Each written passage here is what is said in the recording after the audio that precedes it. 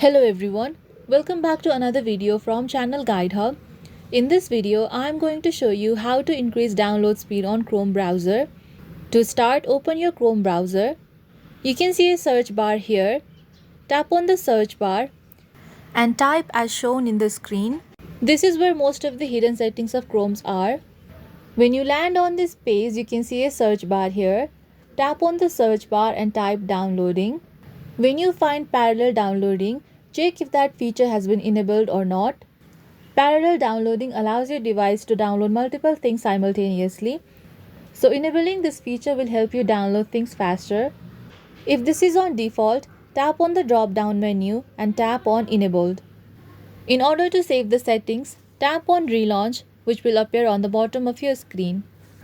When you are done, test this feature by downloading something on your phone and you will definitely notice difference on the speed.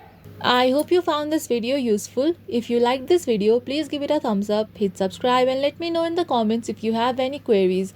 Thank you for watching.